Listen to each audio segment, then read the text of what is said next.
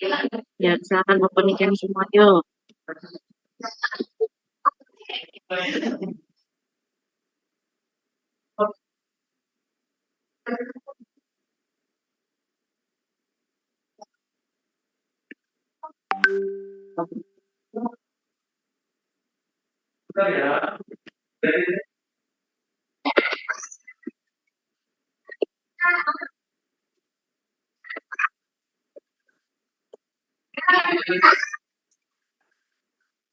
Nah, mohon maaf ada backsound ya, saya lagi ada pasien sunat dan biasa nangis-nangis gitu ya.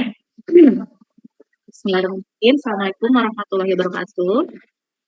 Selamat pagi ya, mahasiswa 2022 semuanya ya.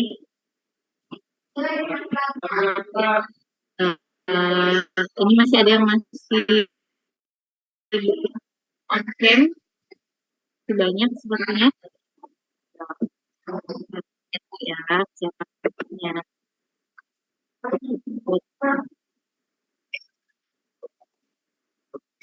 Yang masih belum dapat masih di jalan apa masih ini Wildan?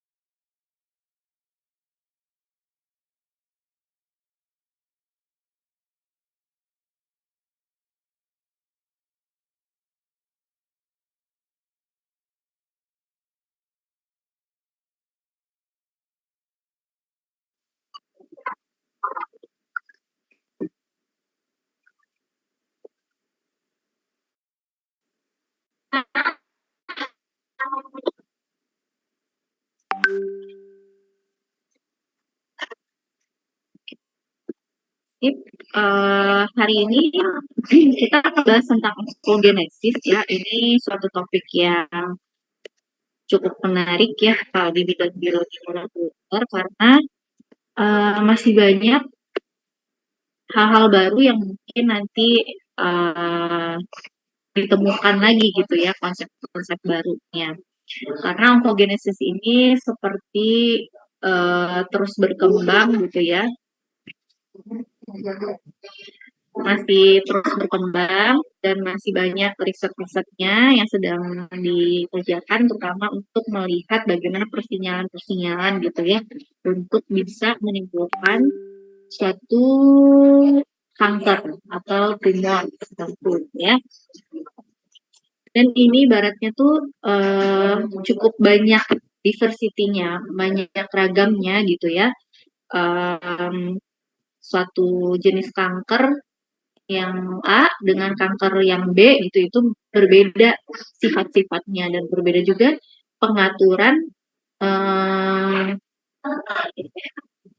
adaptasi yang dia lakukan di sel tersebut untuk bisa terus berproliferasi gitu ya. Sebelum kita masuk lebih lanjut nih tentang ontogenesis, kita harus tahu dulu apa itu genom ya. Kembali ke pembahasan waktu KIPD yang pertama. Genom ini kan semua total DNA di dalam sel kita gitu ya. Nah, terus DNA ini ada yang nuklear, ada mitokondrial. Ada yang di inti sel, ada di nukleus, ada yang di mitokondria. Nah, kemudian untuk di inti sel itu ada 46 semua genom kita itu terbagi rata ke dalam kromosom-kromosom. Ada 23 pasang kromosom pada manusia ya. Yang mana terdiri dari 22 pasang autosom ya, kromosom somatik ya, dan ada satu pasang kromosom G ya. Nah, kemudian DNA ini kan dikemas dalam bentuk yang kompak seperti itu ya. Dan kita kenal bagaimana pasang DNA, dia berinteraksi dengan apa saja, sehingga terbentuk supercoil yang nanti akhirnya menjadi kromatin, lalu menjadi kromosom, seperti itu harus kalian paham dulu konsepnya. Kemudian ada istilah non-coding sequence. Jadi dari sebanyak total keseluruhan genom di manusia itu tidak semuanya yang mengkodekan sandi genetik, gitu ya. Ada regio-regio yang dia non-coding, ya, urutan-urutan fragmen DNA yang dia nggak diekspresikan. Nah, ini sudah saya sebutkan di kelas-kelas sebelumnya bahwa non-coding sequence ini berfungsi untuk mempertahankan stabilitas DNA itu, stabilitas genom itu sendiri. Ya, non-coding sequence ini biasanya urutan yang berulang dari basa nitrogen. Sehingga nanti kalau misalkan terjadi mutasi, ya, itu tidak akan menyebabkan perubahan dari ekspresi gen. Terus non-coding sequence ini lebih banyak daripada yang coding sequence. Itu tujuannya untuk apa? Sekali lagi tujuannya adalah untuk menjaga genom kita supaya tidak mudah bermutasi, supaya ekspresi gennya tidak banyak yang bisa berubah. Ya. Nah, misalkan gini gambarannya. Untuk di dalam kromatin di untaian DNA itu akan ada regio-regio gen A dan regio gen B dan seterusnya, ya. Nah, yang pink ini namanya ekson. Itu yang mengekspresikan, yang diekspresikan. Tapi yang biru muda ini, biru muda, biru terang, itu adalah intron, bagian yang tidak diekspresikan menjadi protein, tapi dia menjaga stabilitas dari DNA itu, gitu ya. Nah, daerah yang di kotak ini disebut dengan promotor gen 1. Kemudian juga yang di bawah ini disebut dengan gen 2. Ini daerah-daerah inilah yang nanti akan diubah, ditranskripsikan menjadi mRNA. Kemudian nanti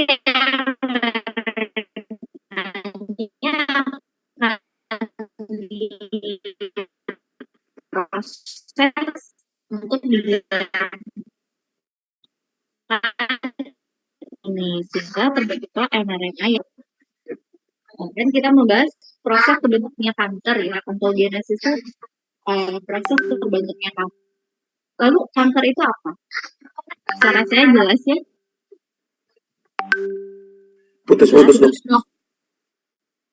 Putus-putus atau berisik. Lebih ke putus-putus daripada berisik, dok. Kalau itu saya off-cam aja, ya. Biar satu. Jadi kalau gini jelas nggak? Atau masih putus-putus? Jelas, dok. Lebih baik. Oke. Sekarang apa itu kanker? Kanker itu adalah suatu pertumbuhan sel yang tidak normal, ya, yang dia berproliferasi dan tidak dapat dihentikan proliferasinya itu. Normalnya ketika proliferasi sel berlebih, ya, itu akan di stop proliferasinya. Tapi kalau misalkan ada kanker, dia tidak bisa diatur. Jadi kan ibaratnya membayangkan kanker ini adalah sekelompok sel yang tidak patuh dengan aturan yang berlaku, gitu ya. Terus dia punya ego tersendiri untuk membesarkan koloninya dan dia membuat regulasi sendiri untuk dia bisa tumbuh sejahtera sendiri, gitu ya.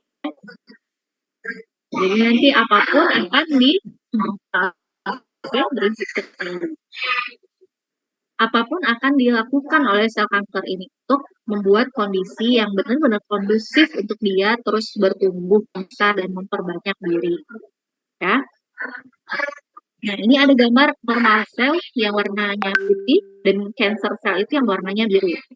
Nah, yang normal sel itu dia lebih teratur, irregular, dia patuh dengan dan apa namanya, interaksi hubungan antar selnya itu baik, bagus, rapi, reguler, ya. Tapi kalau misalkan sel cancer itu dia mulai terlihat ada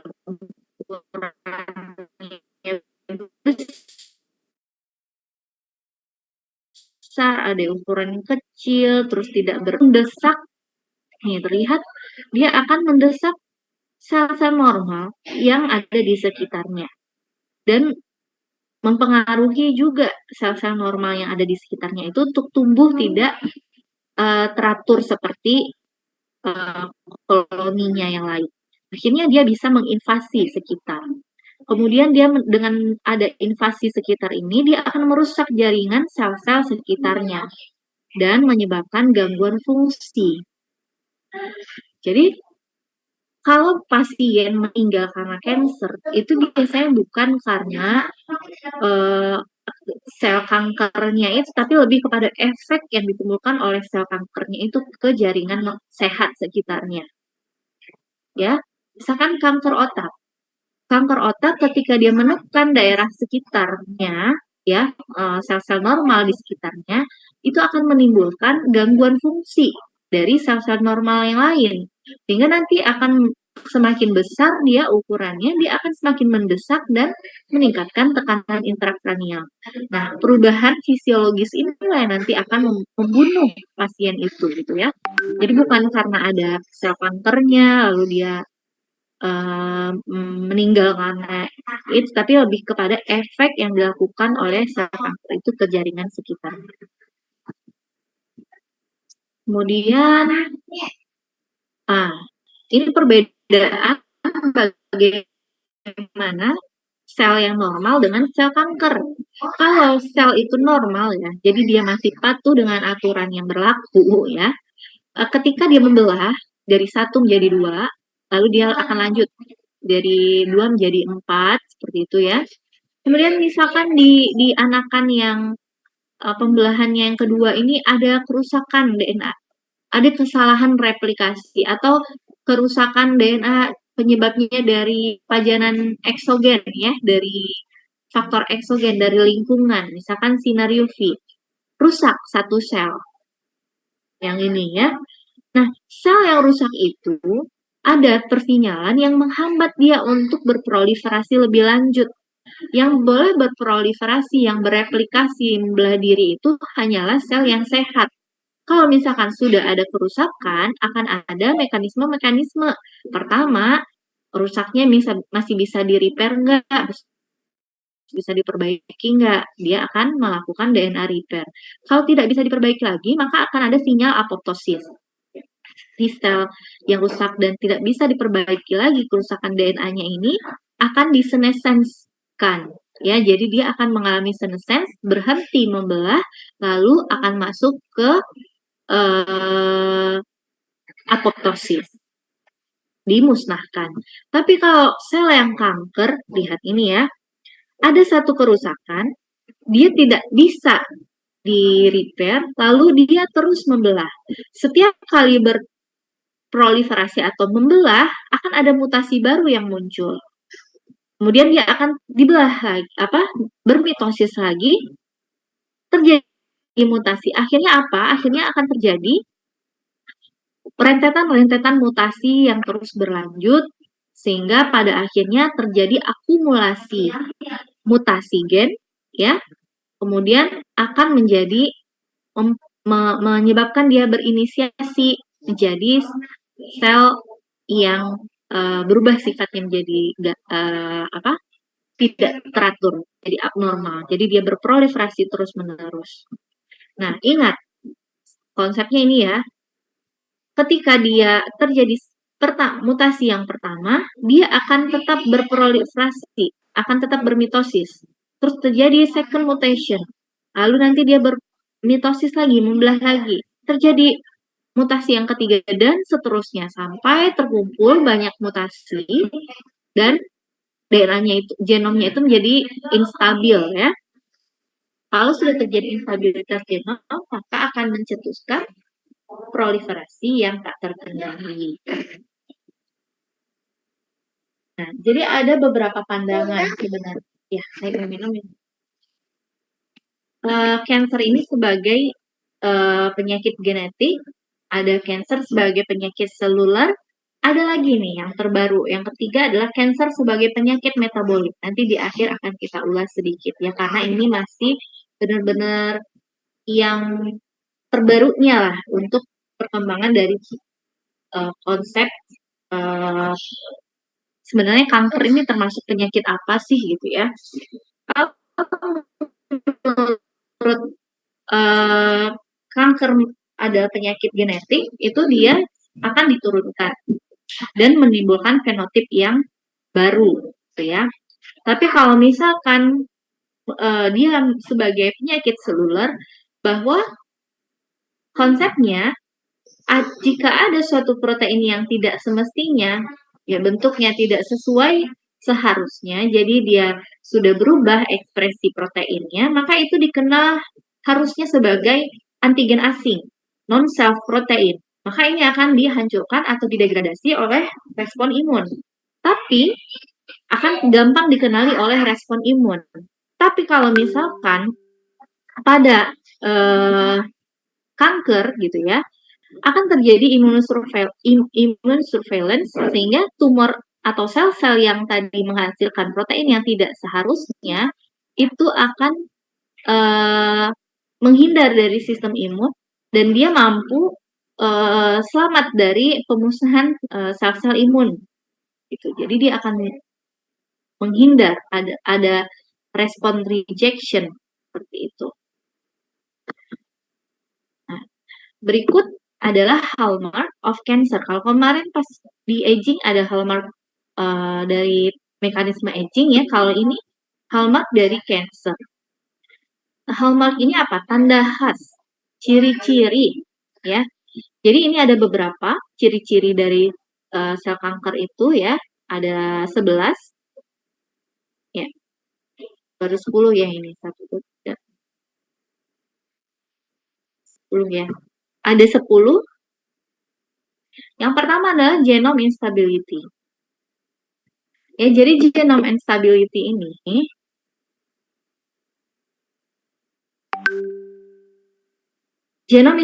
ini yang tadi akumulasi dari mutasi-mutasi yang terjadi di genom, di DNA, ya, kumpulan dari mutasi-mutasi ini akan menyebabkan instabilitas dari genomiknya, sehingga nanti akan mudah untuk terjadi mutasi-mutasi di gen lain berikutnya. Kalau sudah terjadi mutasi di gen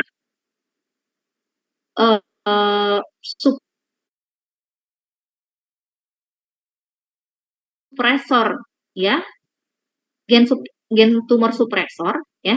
Gen tumor supresor ini tujuannya untuk menghentikan proliferasi. Jadi kalau dia bermutasi berarti dia inaktif. Kalau dia inaktif, protein tumor supresor ini akan menyebabkan gangguan penghambat proliferasi sel, sehingga sel itu terus berproliferasi dan jadilah dia tumor atau kanker ya. Kemudian terjadi deregulated cellular energetic, perubahan regulasi dari proses perolehan energi dari sel tersebut. Sel kanker akan mengatur bagaimana caranya supaya dia tetap bisa hidup dan sejahtera, gitu ya mungkin bahasanya. Ketika sel kanker itu tumbuh, maka dia akan mengusahakan segala macam cara supaya dia dapat pasokan energi yang cukup. Energi itu kan dalam bentuk ATP ya, berarti ini kaitannya dengan metabolisme energi. Ingat, metabolisme energi itu ada bermacam-macam, ada aerobik, ada anaerob. Ya, ada glikolisis, siklus Krebs, ada fosforasi oksidatif, ada katabolisme, ada anabolisme gitu ya, pemecahan atau penyusunan senyawa baru gitu ya. Nah, semua hal ini akan deregulated, akan diregulasi ulang oleh si kanker supaya dia bisa menguntungkan untuk hidupnya. Dia akan mengupayakan segala macam sumber bahan bakar energi itu untuk dirinya, mulai dari glukosa, asam amino, terutama asam amino glutamin gitu ya. Nah, dua ini, glukosa dan glutamin ini menjadi bahan bakar utama untuk penghasil energi si sel kanker. Berarti nanti segala macam enzim-enzim yang berkaitan dengan metabolisme ini gitu ya, akan ditingkatkannya ekspresi enzim itu. Jadi akan berubah regulasinya, pengaturan. Kemudian yang ketiga, dia menghindari respon imun atau destruksi dari respon imun. Normalnya ketika ada sel yang berubah perilakunya, itu akan dikenali oleh sel NK atau sel CD8, sel T CD8 ya. Tapi sel kanker ini dia mengatur supaya dia bisa tersembunyi dari pengenalan sel-sel tersebut. Bagaimana caranya? Si sel kanker ini akan membuat perubahan ekspresi dari antigen presenting cell namanya APC ya. APC ini adalah suatu reseptor permukaan yang di semua sel itu ada ya. Nanti reseptor ini akan mengikat atau mempresentasikan ligannya ya berbentuk antigen dari sel itu sendiri gitu ya. Lalu nanti kalau misalkan antigen ini berubah, misalkan sel itu terinfeksi virus, lalu protein virus akan dipresentasikan juga di permukaan itu sebagai antigen yang dipresentasikan di permukaan sel yang terinfeksi itu. Itu normalnya akan dikenali oleh sel imun, terutama sel NK dan sel TCD8. Tapi pada sel kanker, dia memodif si antigen itu supaya tidak dicurigai sebagai antigen asing gitu. Sehingga nanti dia bisa kabur dari respon imunitas seluler. Seperti itu ya. Jadi dia tidak akan dihancurkan oleh respon imun. Kemudian yang keempat, tumor promoting inflammation. Jadi dia akan membuat lingkungan di sekitarnya itu mendukung untuk dia hidup sejahtera. Ya, hidup sejahtera ini konteksnya ada berproliferasi terus-menerus gitu ya, dapat energi yang banyak, dapat suplai makanan yang banyak. Salah satunya dengan inflamasi. Jadi dia akan mengeluarkan sitokin tertentu atau mediator-mediator tertentu yang nanti membuat segala macam yang mendukung hidupnya itu bisa berlangsung. Apa contohnya? Contohnya adalah sinyal pertumbuhan. Itu kan mediator ya. Apalagi mediator yang VEGF ya. Faktor pertumbuhan di pembuluh darah ya, yang nanti akan membuat angiogenesis pertumbuhan pembuluh darah yang baru untuk bisa lebih memasok suplai makanan ke dia gitu ya, ke tempat di mana sel kanker itu berada. Nah, ini salah satunya dengan dia mensekresikan mediator-mediator inflamasi atau kemudian yang tadi growth signal ya, dia akan mengaktifkan persinyalan PI3K, AKT, dan juga NF-kappa B ya, untuk bisa membuat proliferasinya terus berlangsung. Persinyalan PI3K AKT ini aktif harusnya itu ketika sel itu butuh diperbanyak gitu ya. Tapi ketika sudah cukup proliferasinya harus dihentikan. Sinyal PI3K AKT ini akan degradasi, diturunkan. Tapi pada sel kanker tidak. Seperti itu ya.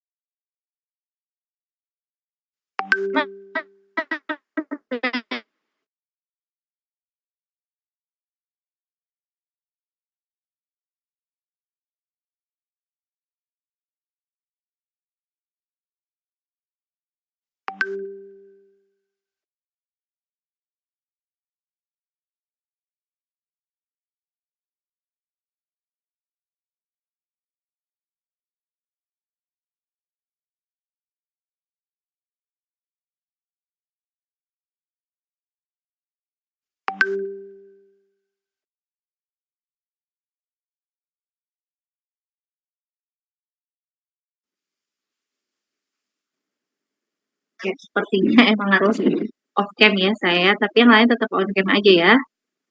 Nggak apa-apa, sebentar nggak lihat wajah saya dulu, oke? Biar lebih stabil sinyalnya. Nah, tadi kan sampai ke resistant to cell death. Jadi dia akan menghindari apoptosis. Apoptosis itu akan dihambat oleh sel kanker ini, ya. Salah satunya dengan P53 tadi. P53 ini protein yang untuk membuat suatu sel itu masuk ke proses apoptosis. Tapi ketika P53-nya dihambat, berarti nanti apoptosisnya juga tidak terjadi. Kemudian dia limitless replication. Replikasinya itu tak terbatas, gitu ya. Kenapa bisa terjadi? Karena dia mengaktifasi enzim telomerase yang kemarin saya ceritakan. Jadi dengan dia mengaktifasi enzim telomerase ini, walaupun dia bukan sel germinal gitu ya, dia bisa mengaktifasi enzim telomerase sehingga telomernya ini nggak pendek-pendek, sehingga dia replikasinya tak terhingga gitu. Jadi bisa menjadi immortal gitu ya, sel yang abadi. Kemudian angiogenesis, ini udah dibahas tadi ya. Kemudian metastasis. Selain dia mengupayakan seluruh lingkungan sekitarnya cocok untuk menjadi sejahtera, sel kanker itu juga akan membuat dia bisa menginvasi ke daerah lain, ya. Apakah daerah di sekitarnya atau yang jauh dari tempat asalnya. Itu namanya metastasis. Metastasis ini ada metastasis lokal, ada metastasis sistemik. Ya, kalau metastasis lokal itu biasanya ke jaringan sekitar dan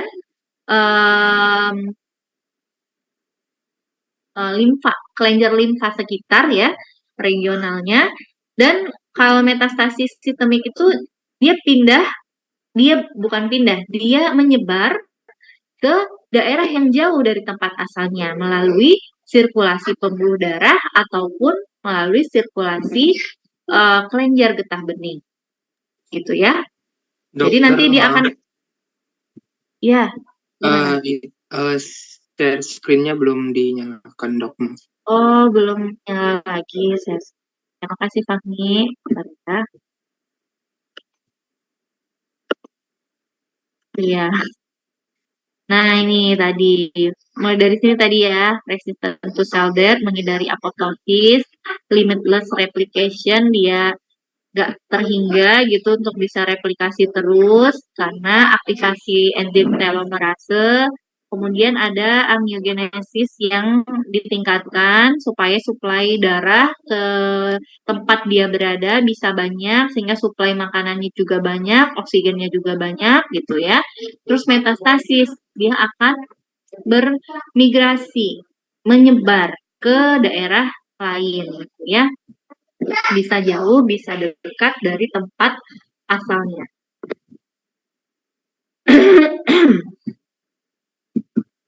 Sampai di sini ada yang ketinggalan tadi, boleh ditanyakan?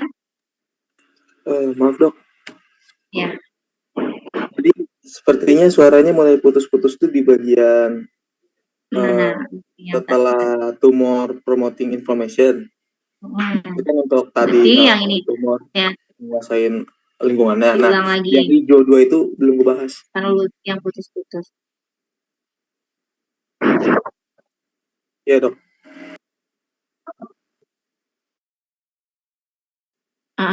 Jadi itu tumor promoting inflammation ini dia akan mensekresikan mediator-mediator inflamasi dan juga growth factor atau protein signaling yang nanti membuat dia meningkatkan pertumbuhan proliferasinya gitu, dan signaling yang nanti mendukung fungsinya seperti itu ya. Itu growth signal. Kalau growth inhibition dia akan menghambat dia resisten terhadap penghambat pertumbuhan. Jadi jalur persinyalan pertumbuhan atau proliferasi itu yang dipicu oleh jalur PI3K AKT dan NF-kappa B ya, itu akan terus-menerus berlangsung persinyalan itu. Normalnya pada sel normal itu bisa dihentikan ya, tapi pada sel kanker dia resisten terhadap perintah menghentikan proliferasi atau pertumbuhan sel. Ya, kemudian dia resisten terhadap apoptosis. Nah, ini berkaitan nih. Yang growth inhibition ini biasa dikerjakan oleh tumor supresor gen. Ya, misalkan seperti protein P53 atau protein retinoblastoma atau RB ya. Nah, itu kalau misalkan aktif tumor supresor gen itu, maka dia akan menghentikan pertumbuhan sel.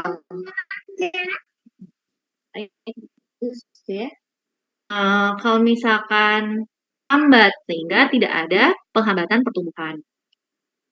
Itu lebih jelas. Ini sel death udah dijelasin sampai metastasis. Baik, terima kasih dok. Ya, yang lain udah jelas? Ya, kita lanjut ya. Ini contohnya ya, contohnya pada kasus kolon, sel kolon ya. Jadi perjalanan terbentuknya kanker itu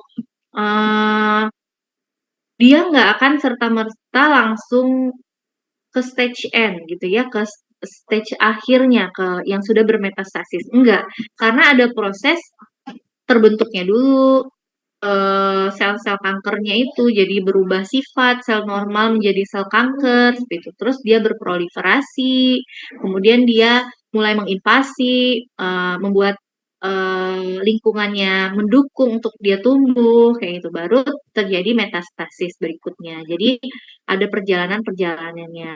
Seperti ini misalkan ya, sel kolon normal, dia akan meningkat pertumbuhannya, proliferasinya, dengan kehilangan terjadi satu mutasi di gen APC. Kemudian nanti di early stage adenoma akan terjadi lagi mutasi berikutnya. Oh, dia terjadi kehilangan grup gugus metil di DNA-nya, sehingga DNA itu harusnya tidak diekspresikan. Kalau metilasi, DNA kan dia bungkam ya, ekspresi ya, dihambat. Kalau dia kehilangan gugus metil, berarti dia akan diekspresikan. Nah, normalnya dia nggak diekspresikan, lalu jadi diekspresikan, akan berpengaruh ke sifat dari sel itu ya, fenotipnya. Kemudian di intermediate stage adenoma ternyata ada lagi nih ketahuan mutasi di gen RAS. Kemudian berikutnya dan seterusnya sampai dia jadi kanker yang sudah bermetastasis. Intinya, kanker itu akan ada akumulasi dari mutasi. Konsepnya seperti yang gambar awal ini.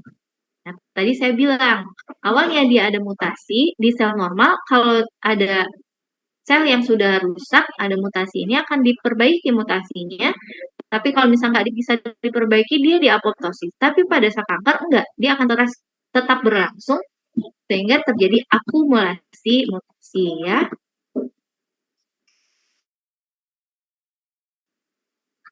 Nah, ini menarik juga skematiknya ya. Jadi ini ada sebuah sel, ya, yang bulat ini sel. Kemudian ada jaringan di luar sel itu, namanya extracellular matrix. Untuk terjadinya proses onkogenesis, pembentukan sel kanker, itu ada 3 komponen yang dapat mempengaruhinya. Apa itu? Yang pertama adalah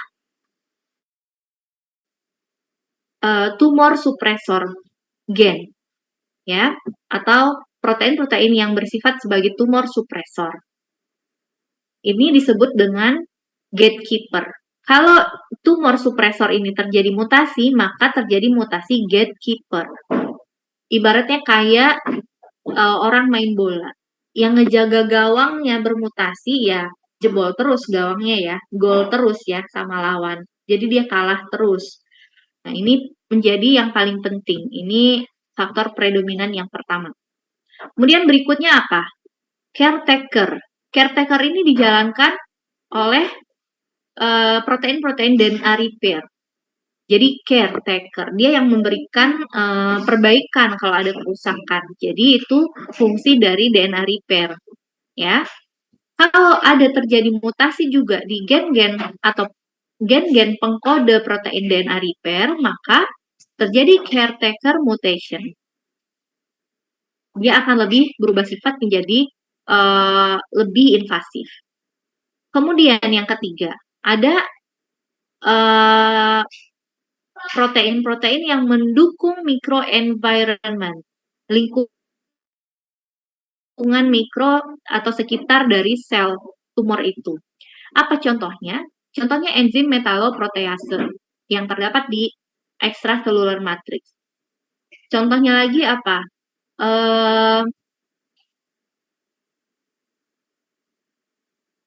Glikoprotein di extracellular matrix.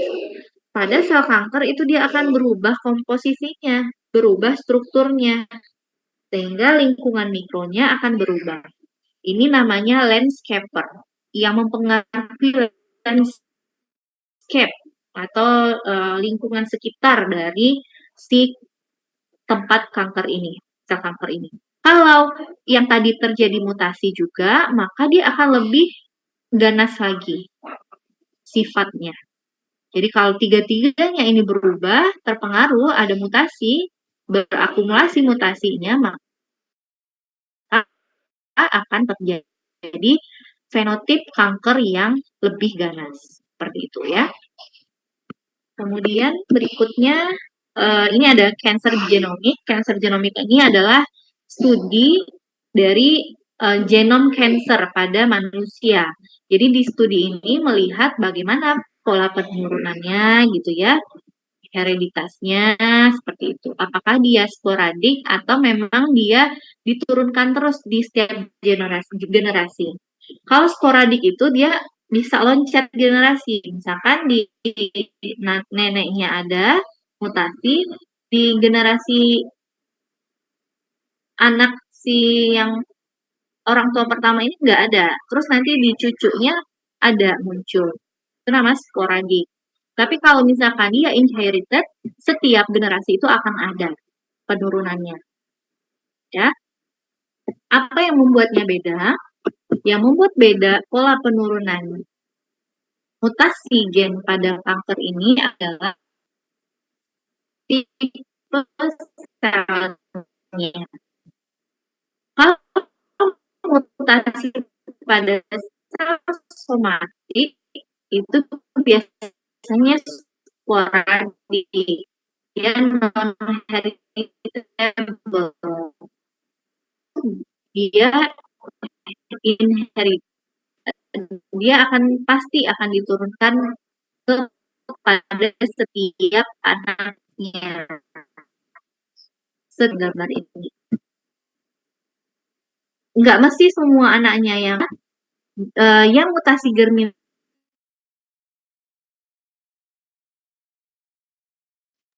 terputus lagi ya.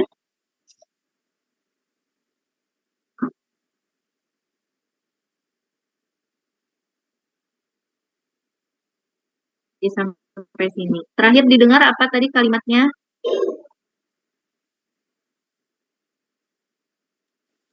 Izin dok, dari yang somatik itu nggak jelas dok. Oh, somatik dengar. Kalau somatic mutation ini mutasinya terjadi di sel-sel somatik. Ini nggak diturunkan langsung gitu ya. Tapi kalau misalkan germinal terjadinya itu di sel-sel ovum atau sperma, sehingga dia akan diturunkan.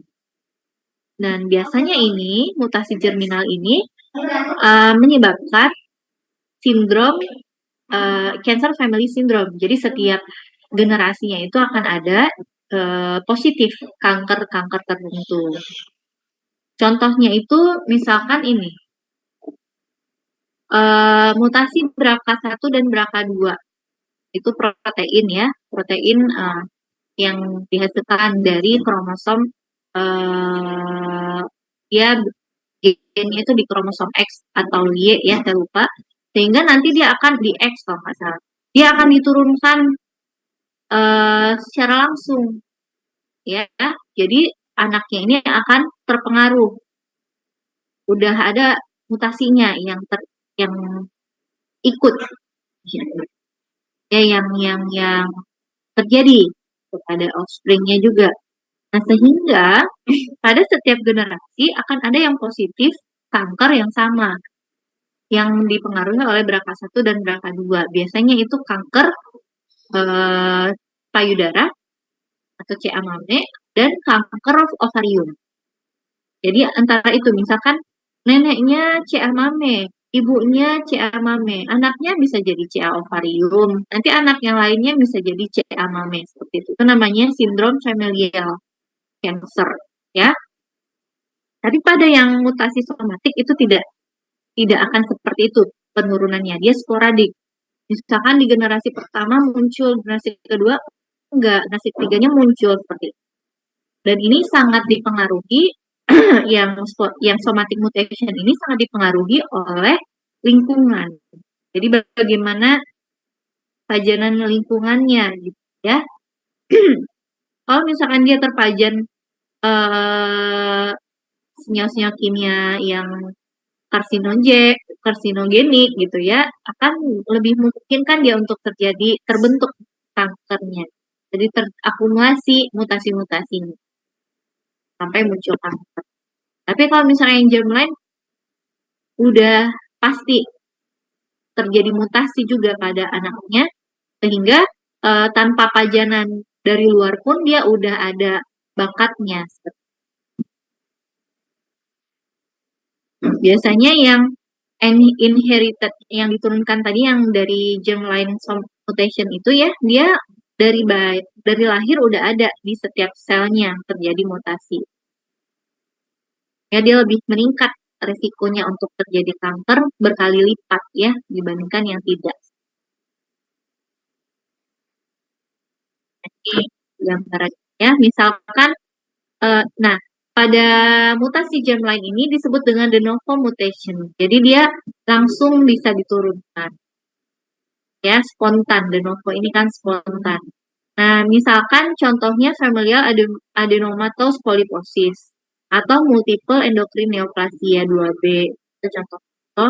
Contoh lainnya yang tadi, sindrom familial breast cancer dan ovarium cancer ya. Nah, ini hanya gambaran bagaimana ketika diperiksa kromosom, pemeriksaan analisis kromosom pada dikasih fluorescence ya, pada orang yang breast cancer. Ternyata ada banyak mutasi-mutasi yang terlihat. Nih, yang terdetek ini cuma 5, tapi sepertinya yang kecil-kecilnya masih ada. Kenapa dibilang mutasi? Normalnya kromosom itu dia akan sama warnanya dengan pasangannya, dengan alelnya. Tapi kalau misalkan berubah nih, misalkan M1 ini ada perubahan. Nih di M5 ini ada perubahan warnanya ya. Di M3 ini udah warna-warni. Nah, itu yang mengalami mutasi. Nah, akumulasi mutasi yang saya maksud itu seperti ini. Jadi di genomnya itu sudah banyak terjadi mutasi-mutasi di berbagai area kromosom seperti itu ya. Itu yang dapat menyebabkan perkembangan jadi kanker. Mutasi kromosom ini bisa translokasi, bisa delesi. Kan sudah dibahas ya waktu di IBD juga ada. Translokasi itu berarti dia fragmen lengan kromosomnya itu pindah ke pasangan kromosomnya yang lain. Jadi dia kayak bertukar. Kalau delesi berarti hilang salah satu fragmen DNA di lengan kromosom. Berikut adalah cancer associated mutation. Jadi tadi kita sepakat ya, terjadinya kanker itu onkogenesis itu terjadi aksi dari mutasi ya. Nah, lalu mutasi-mutasi apa yang dapat menimbulkan kanker? Mutasi pada apa gitu ya? Pertama, pada onkogen. Onkogen ini adalah gen yang mengkode untuk proliferasi sel. Kemudian mutasi pada tumor supresor gen. Tumor supresor gen ini sudah saya bilang tadi bahwa dia yang menghambat proliferasi sel. Kemudian mutasi pada gen pengkode protein DNA repair. Ya, berarti kalau terjadi mutasi nggak bisa di repair, ya terakumulasi mutasi. Kemudian karsinogen, ada activating gen, ada deactivating gennya.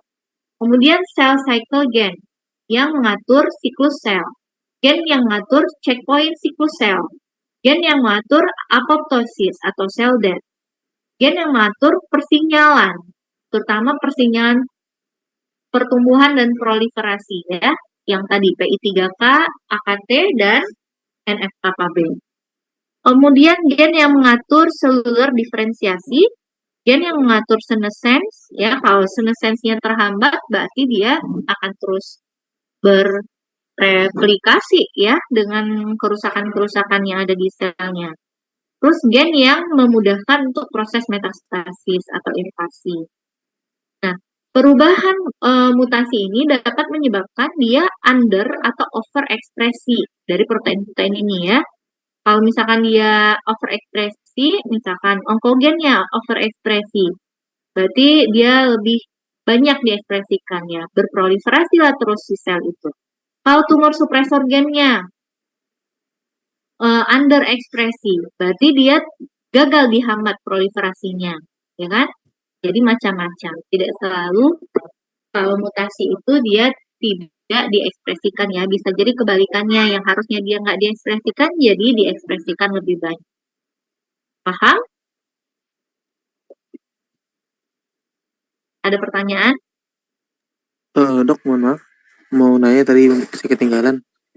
Untuk yang cell cycle checkpoint gens, terus cell death gens, dan cell signal gens, tadi itu contohnya apa ya, Dok ya? Saya ketinggalan dok nyatat. Pembelahan sel itu kan berkaitan erat dengan siklus sel ya, Lutfi. Jadi semua gen-gen yang berperan dalam protein untuk jalannya siklus sel itu akan berperan juga untuk kalau dia termutasi, maka dia akan berperan untuk terbentuknya kanker, pembentukan kanker. Nah, gen yang kode siklus sel mulai dari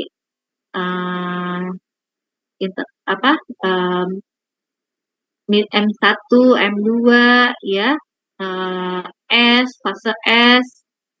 fase G, yang gitu-gitu, Lutfi.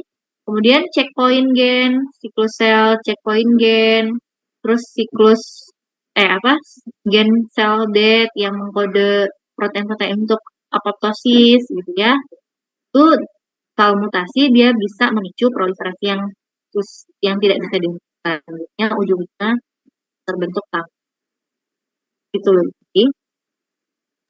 Baik, terima kasih dok. Ya. Nah, dari sekian banyak protein-protein ini ya, dari berapa ini? Ada 11. Yang paling penting yang membuat proses onkogenesis itu terjadi adalah akumulasi pada mutasi onkogen, tumor supresor gen, dan DNA repair. Ini 3 yang paling penting. Ya. Dan ini 3-3-nya itu adalah somatic mutation. Karena dia gennya tidak berada di kromosom seks. Dia beradanya di kromosom autosomal. Nah, ada hipotesis Knudsen ini nama orang ya. Dia menyatakan bahwa onkogenesis itu bisa terjadi ketika terjadi two-hit mutation. Mutasi yang 2 kali serangan pada satu gen yang sama. Pada satu tumor supresor gen yang sama. Ya.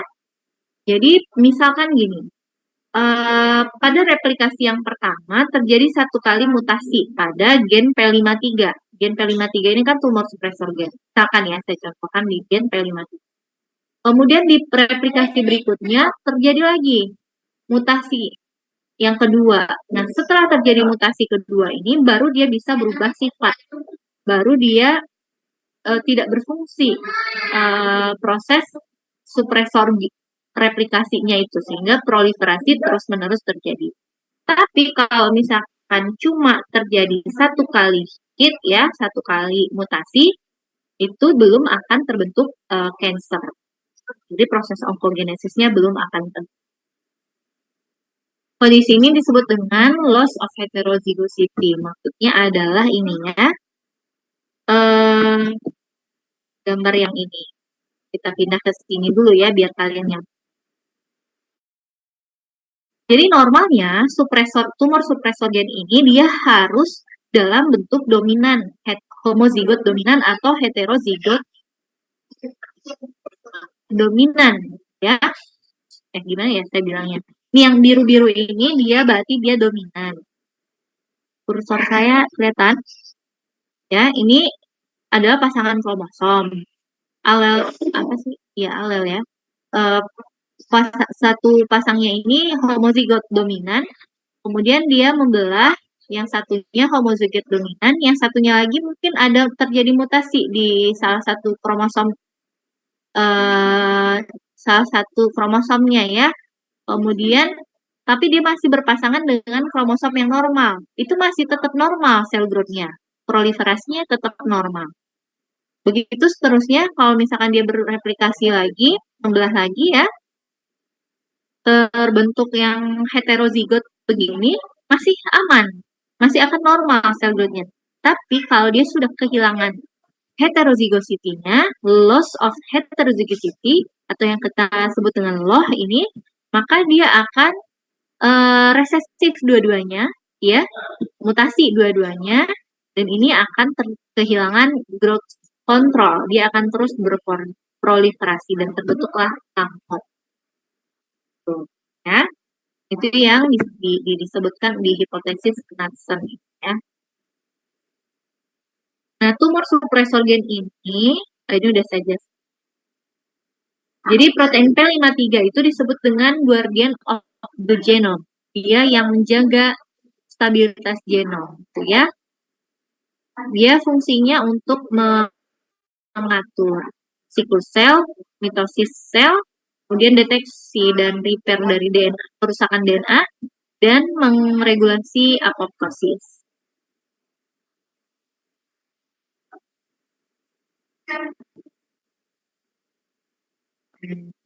Kalau misalkan tumor supresor gen aktif, maka tidak terbentuk kanker. Tapi kalau misalkan tumor supresor gen ini tidak ada, maka tidak ada yang menghambat proliferasi dan terbentuklah kanker.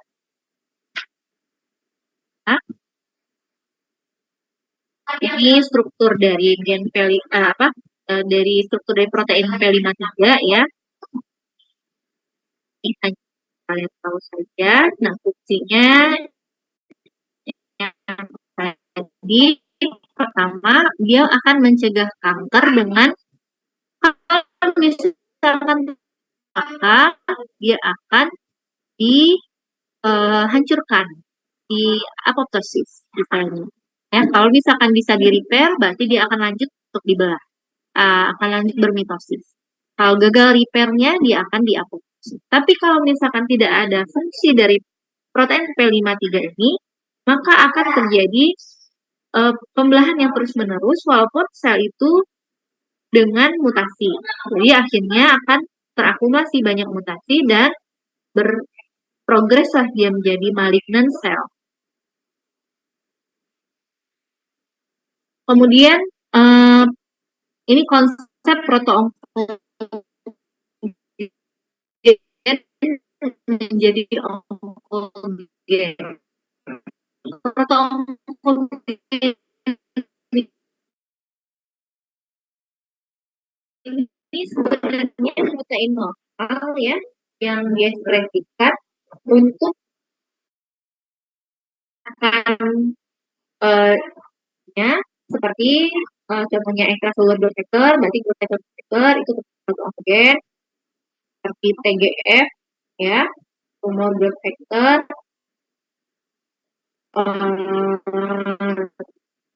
alfa atau beta gitu. Terus ada juga yang berupa transmembran reseptor. Berarti dia reseptor TGF ya, TGF reseptor atau reseptor insulin. Biasanya reseptor tirosin kinase itu termasuk yang mengaktifkan persinyal pertumbuhan sel.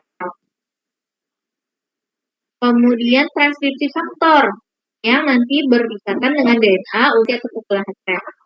Overactivation atau ekspresi dari proto-onkogen ini akan menyebabkan fenotip malignan, tip ganas. Tapi kalau misalkan dia termutasi, ya, maka dia akan berubah proto-onkogen ini menjadi onkogen, sehingga tingkat fenotip malignannya itu juga akan meningkat. Di onkogen ini adalah bentuk proto-onkogen yang termutasi. Viral onkogen yang dipengaruhi oleh adanya infeksi virus, ya, infeksi virus sehingga termutasilah si proto-onkogen jadi onkogen. Bisa juga dengan pajanan-pajanan dari sinar UV, sinar X, sinar kimia, seperti itu ya. Kemudian ketika proto-onkogen sudah modified jadi onkogen, ya, menjadi onkogen, kan normal sel akan menjadi cancer cell. Jadi onkogen ini sebuah inisiasinya untuk terbentuknya onkogenesis. Ini DNA repair gene, ya.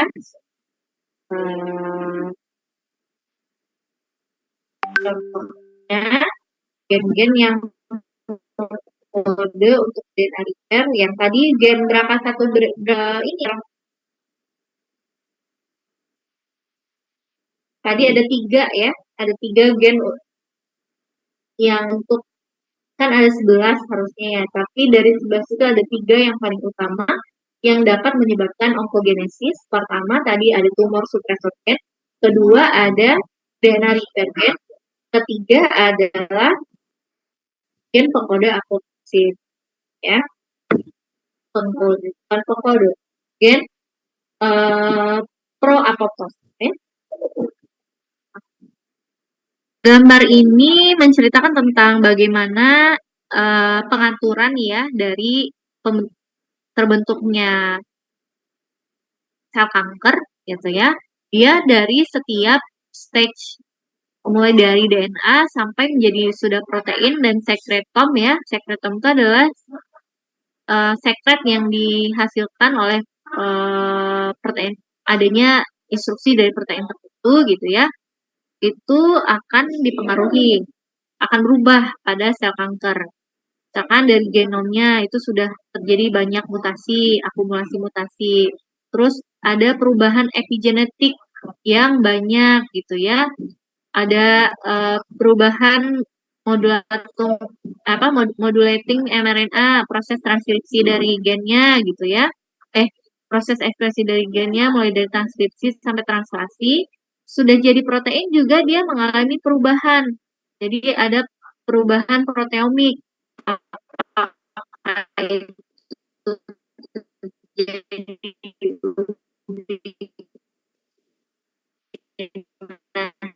Yang banyak atau dan sampai nanti metabolic change, perubahan metabolisme dari sel itu juga akan dipengaruhi oleh sel kanker.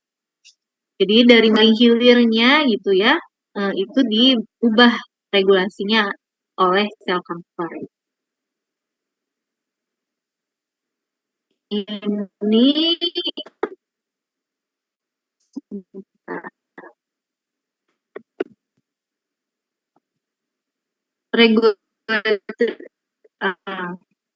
ini yang regulasi dari mutasi ya, contohnya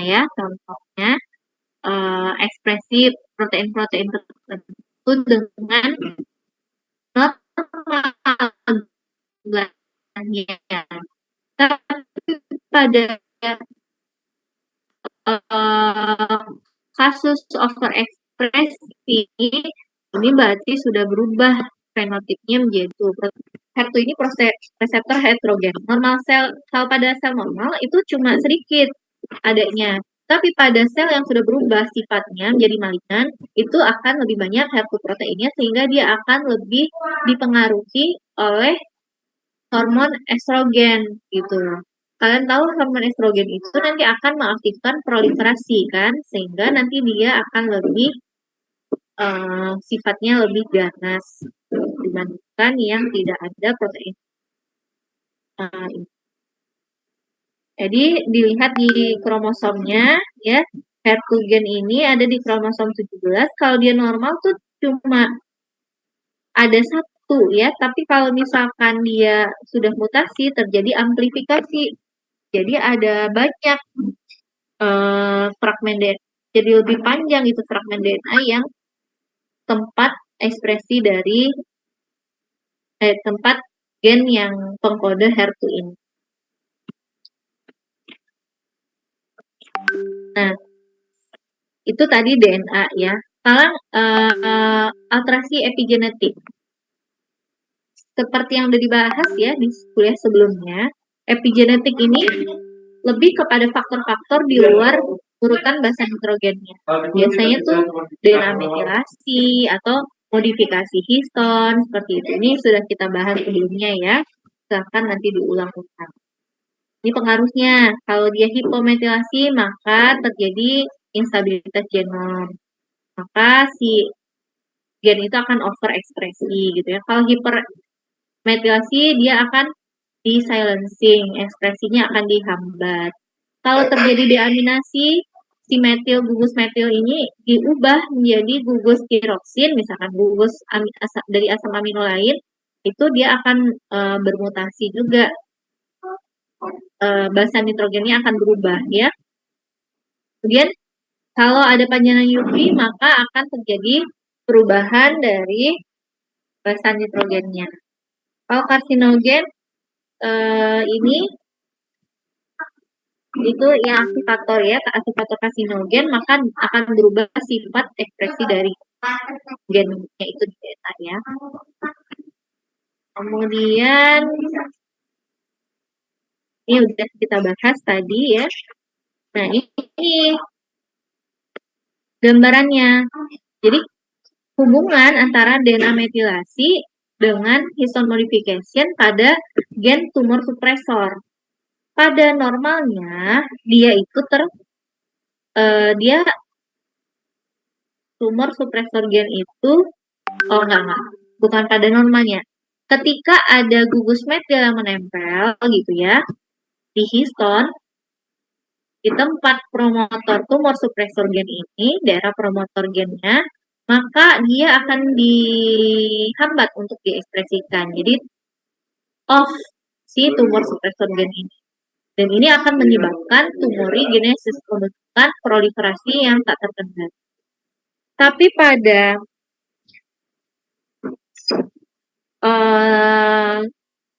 demetilasi, lepasnya gugus metil, itu dia akan bisa diekspresikan lagi. Atau asetilasi ya. Asetilasi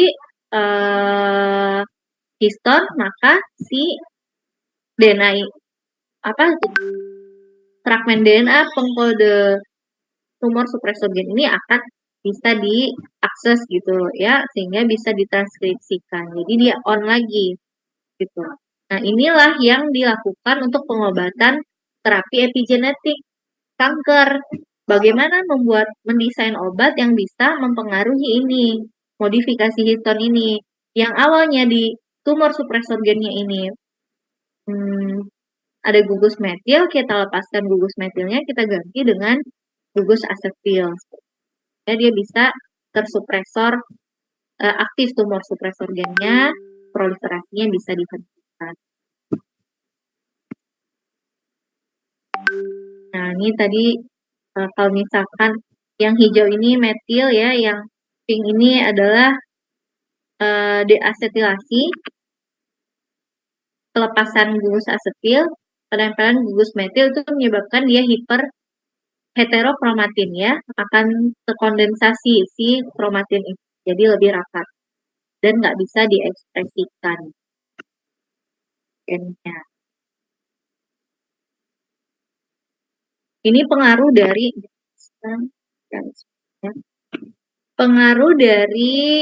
faktor-faktor yang mempengaruhi kanker ya. Ada faktor genetik, ada non genetik ya. Yang non genetik ini dari pajanan eksternal ya, bisa berupa senyawa kimia, bisa fisikal, radiasi atau virus. Dari semua faktor ini, yang paling banyak itu adalah sebenarnya faktor eksternalnya yang bisa memicu terbentuknya kanker dibandingkan faktor genetik, karena yang mengalami mutasi itu hanya sedikit jumlahnya ya. Yang lebih besar itu adalah pajanan-pajanan dari faktor eksogen atau eksternal. Ini faktor-faktor yang berpengaruhnya seperti pajanan sinar UV. Ini adalah jeleknya kebiasaan makan ya, kemudian bisa kurangnya aktivitas fisik, bisa infeksi dari virus, obesitas dan overweight, dan tobacco use. Ini adalah senyawa-senyawa ya. Yang paling banyak itu adalah dari senyawa kimia, terutama rokok. Kemudian ini adalah multistage ya, multistage carcinogenesis. Artinya adalah tahapan-tahapan untuk terjadinya perkembangan dari kanker ya. Tahapan awal adalah inisiasi, kemudian promosi, ketiga transformasi, keempat adalah terakhir progresi. Inisiasi ini adalah tahapan berubahnya sifat sel itu dari sel normal menjadi sel kanker. Kemudian promosi ini adalah tahapan di mana dia akan mengupayakan supaya bisa terus berproliferasi. Yang tadi itu angiogenesis yang meningkat, apalagi suplai darah ya, suplai makanan yang meningkat, perubahan pengaturan enzim metabolisme, seperti itu di tahap promosi. Terus transformasi ini perubahan sifatnya. Seperti yang tadi sudah dibilang, ketika terjadi mutasi gen, di tahapan-tahapan itu setiap pembelahan sel akan terjadi mutasi-mutasi baru. Nah, setelah terjadi akumulasi mutasi yang sangat banyak, itu akan membuat transformasi sifatnya juga, fenotipnya akan berubah. Seperti gambar yang tadi, ada gatekeeper gen, ada caretaker yang itu ya.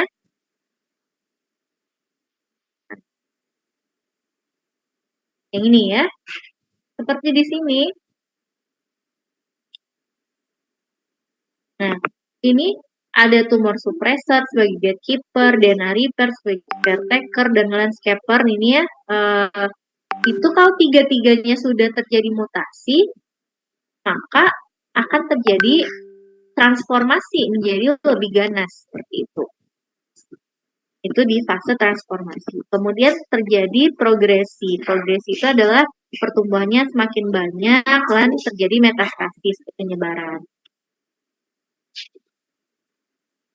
Ini ya sudah saya jelaskan ya. Untuk inisiasi itu biasanya adalah perubahan yang permanen dari DNA. Jadi ada mutasi pada DNA yang banyak gitu ya dan permanen. Kemudian promosi ini adalah perubahan epigenetik yang nanti menyebabkan mengarahnya terus berproliferasinya sel tersebut gitu. Dan progresi tadi sudah saya terangkan ya kaitannya dengan perubahan sifatnya menjadi lebih ganas dan potensi metastasis. Nah, ini tahapan pertama, tumor inisiasi ya.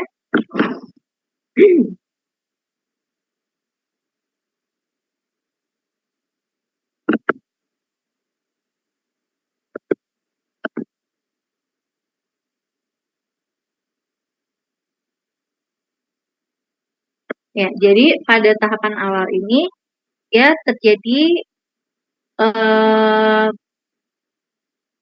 perubahan yang permanen pada DNA, ya, kemudian aktivasinya protoonkogen, inaktivasi dari tumor supresor gen, inaktivasi dari gen DNA repair gitu ya. Nah, sehingga terjadilah proliferasi sel yang tidak terkontrol. Dia akan bisa menghindar dari apoptosis, akan resisten terhadap penghentian pertumbuhan gitu. Seperti yang tadi sudah dibahas di awal-awal ya. Jadi mulai terlihat itu di tahapan inisiasi. Kemudian tahapan kedua di promosi. Pada promosi ini ya sudah terjadi proliferasi yang lebih banyak, kemudian semua regulasi dia akan mengubah pengaturan kondisi yang bikin dia semakin mudah untuk berproliferasi. Itu di promosi. Kemudian di tahapan ketiga progresi. Ya, ini mulai ke tahapan dia mulai mengubah sifat dan interaksi selnya dengan sel sekitar, sehingga dia bisa menginvasi, seperti itu. Terus bisa terjadi metastasis.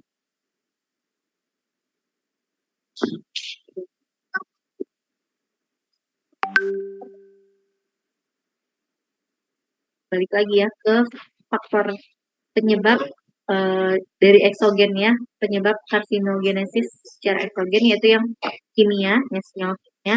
Kebanyakan senyawa kimia yang karsinogenik itu didapatkan dari proses pembakaran dari rokok. Jadi di asap rokok itu banyak terdapat senyawa BAP atau PAH ini. Benzidin gitu dan senyawa-senyawa aromatik lainnya. Terus kalau misalkan senyawa asing ini akan meningkatkan metabolisme xenobiotik. Nah, metabolisme xenobiotik ini akan menghasilkan ROS yang lebih banyak, ya. Sehingga kalau ROS-nya lebih banyak, maka akan terjadi stres oksidatif. Kalau misalkan terjadi stres oksidatif, ya, akan mengaktifasi jalur persinyalan growth atau pertumbuhan sehingga terjadi proliferasi. Itu. Nah, ini senyawa-senyawa lainnya ya yang bisa karsinogenik. Kemudian lanjut saja. Nah, ini tadi ya sudah saya jelaskan tentang metabolisme senyawa karsinogen itu. Dia mengaktifkan drug metabolizing enzyme atau ini disebut juga dengan metabolisme xenobiotic enzyme ya. Enzim-enzim yang mengaktifkan metabolisme xenobiotik itu biasanya enzim sitokrom P450. Ya. Jadi tujuan dari metabolisme xenobiotik ini untuk mengubah senyawa yang tadinya tidak larut air menjadi bisa larut air dan bisa diekspresikan di ginjal dikeluarkan. Nah, kalau misalkan proses metabolisme xenobiotik ini meningkat, pada proses fase 1 ini akan selalu terbentuk ROS. Ya. Jadi kalau dia meningkat metabolisme xenobiotik, maka ROS juga akan meningkat.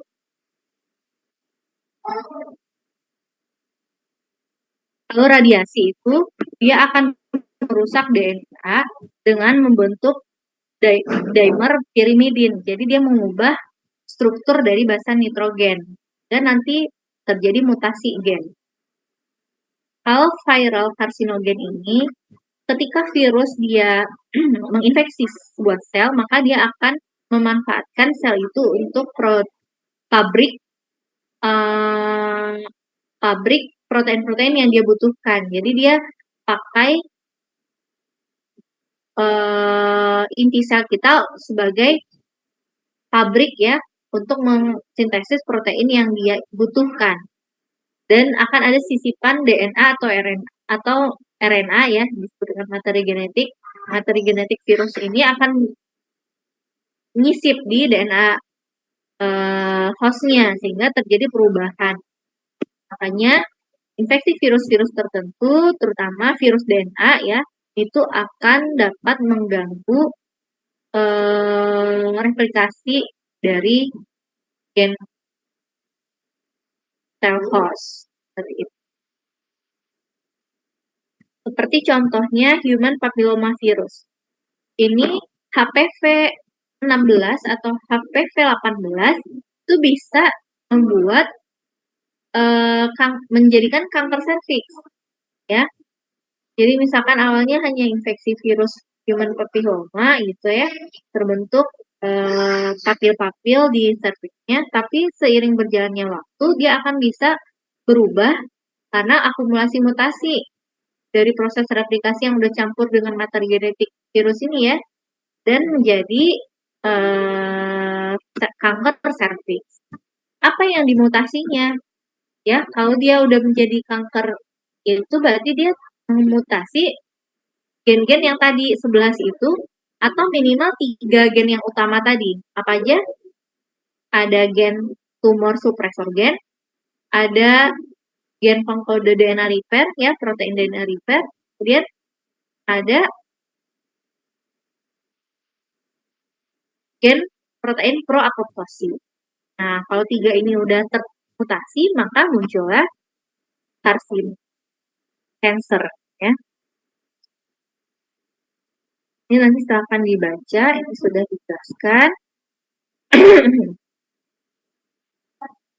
Nah, ini selesai ya pembahasan kita tentang oncogenesis. Ini hanya tambahannya saja bahwa ada prosedur untuk bisa menganalisis ya adanya perubahan atau mutasi.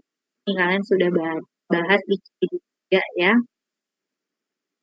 Terus untuk the future of cancer treatment itu yang paling penting adalah preventif ya, preventif. Kemudian yang berikutnya kalau sudah terjadi cancer berarti kita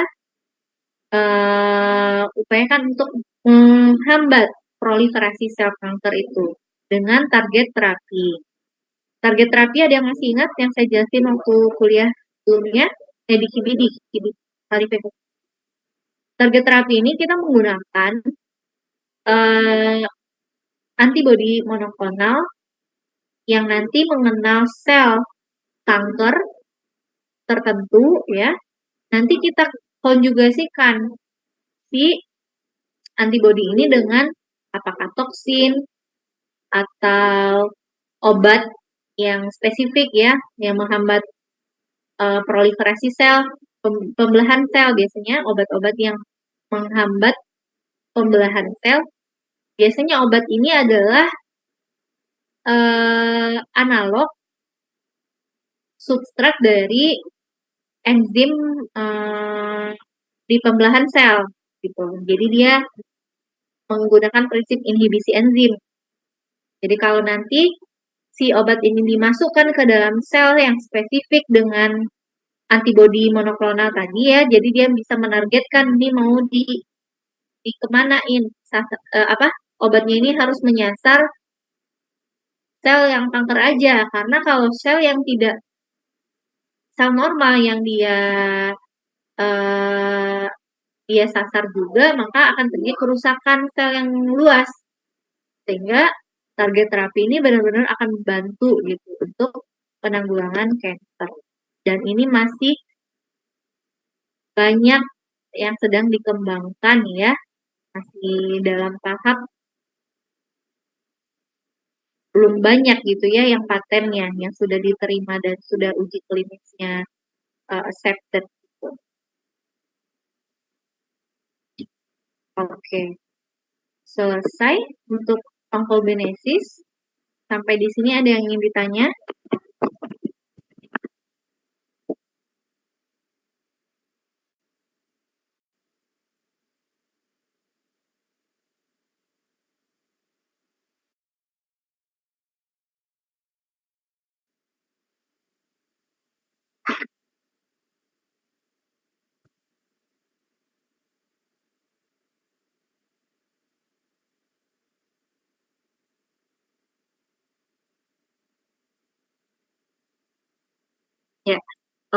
Jadi intinya pada proses onkogenesis ini adalah pertama tadi harus paham tentang konsep akumulasi mutasi. Ya, terus pembelahan sel normal dengan sel kanker itu bedanya bagaimana, ya kan? Kemudian tahapan-tahapan mulai dari inisiasi, promosi, transformasi, progresi itu pahami. Kemudian apa gen-gen yang penting yang kalau terjadi mutasi maka dia akan terbentuk kanker. Apa fungsi tumor supresor gen, apa fungsi DNA repair ya, apa fungsi protein proapoptosis, kemudian P53 itu apa, ya itu adalah poin pentingnya. Kemudian sampai ke yang tadi saya udah jelaskan gatekeeper gen apa ya, landscaper gen. Ya, intinya apa yang membuat onkogenesis itu terjadi, ya, tahapan-tahapannya itu harus kalian kuasai. Ya, tapi kalau misalkan kayak apa aja protein yang untuk DNA repair, yang perintilan-perintilan kecil detail itu ya tidak wajib untuk diketahui. Dengan perlu dihafal lah, bikin kebalik-balik aja nanti gitu loh. Penting konsep dasarnya ya. Ada yang masih bingung?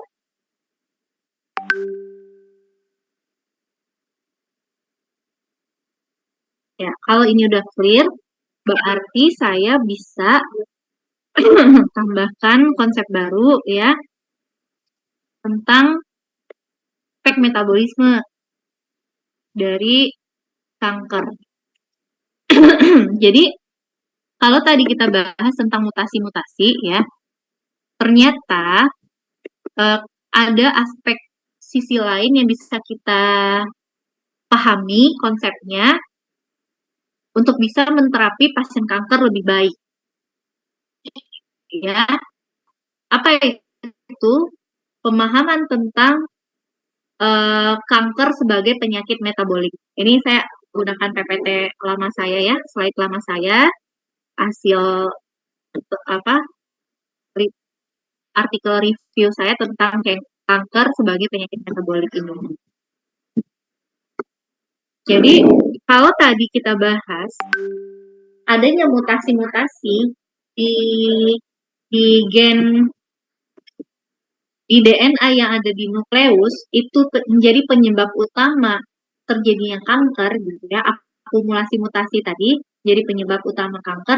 Ternyata setelah ditilik lebih lanjut tidak seperti itu. Asal mulanya adalah kenapa suatu sel bisa berproliferasi yang tidak terkontrol, itu asal mulanya adalah gangguan dari perolehan energi sel tersebut. Jadi gangguannya itu pertama kali di metabolismenya. Organel yang penting untuk metabolisme adalah mitokondria. Jadi ketika terjadi disfungsi mitokondria, ya, maka perolehan ATP atau energi yang didapat oleh sel itu akan menurun drastis. Karena ingat, ATP yang didapatkan paling banyak itu dari metabolisme aerobik, yaitu di fosforilasi oksidatif. Sebanyak berapa ATP, masih ingat?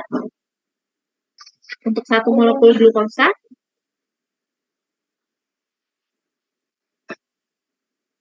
Ada 34-36 ATP. Ya, jadi paling banyaknya itu dari fosforilasi oksidatif.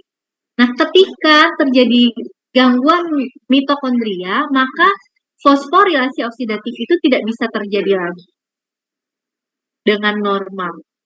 Artinya, ATP yang dihasilkan oleh sel itu akan menurun drastis. Ingat, kalau energinya sudah kurang, maka dia ada sinyal untuk dihancurkan, senescence, lalu diapoptosis. Tapi, kalau misalkan mutasinya itu, tapi kalau DNA mitokondrianya itu mutasi, maka ada namanya istilah retrograde respon ya. Normalnya nukleus itu yang memerintahkan, memberi sinyal ke mitokondria. Ya, ini nukleus, ini mitokondria. Tapi pada kondisi disfungsi mitokondria, maka ada sinyal nih yang berbalik arah. Dari mitokondria dia ngasih sinyal ke nukleus. Oh, aku nggak bisa produksi ATP lagi yang banyak. Jadi tolong lakukan regulasi baru untuk bisa sel kita tetap hidup kayak gitu, untuk bisa energi cukup seperti itu ya. Itu namanya retrograde signaling ya, sinyal persinyalan retrograde. Kenapa bisa terjadi disfungsi mitokondria? Pertama, bisa terjadi mutasi-mutasi gen di mitokondria yang disebabkan oleh perubahan pertambahan usia, infeksi virus, ada mutasi gara-gara radiasi, terjadinya kekurangan oksigen yang mendadak, kayak gitu ya, atau sinyal-sinyal karsinogenik seperti yang tadi sudah kita bahas, PAH, benzidin dan lain-lain itu ya. Nah, ini ternyata yang selama ini kita pahami, kerusakan itu hanya di DNA nukleus saja, tetapi tidak, justru malah yang paling sering itu kerusakan di DNA mitokondria, sehingga metabolisme aerobik yang diatur oleh mitokondria ini tidak bisa berfungsi, dan sel ini menjadi kekurangan energi, ya. Lalu terjadilah respon persinyalan tadi ya, yang membuat dia untuk nukleus ini mengaktifasi tumor supresor, menghambat aktivasi tumor supresor gen, mengaktifasi onkogen, pro-onkogen jadi onkogen, seperti itu. Terus ada ekspresi-ekspresi persinyalan yang pertumbuhan tadi, PI3K, AKT, NF-κB, seperti itu ya. Barulah terjadi inisiasi onkogenesis yang tadi kita bahas. Kenapa bisa terbentuk konsep yang baru ini? Itu dari penelitian si Seifert et al. Yang dia melanjutkan penelitian dari Warburg.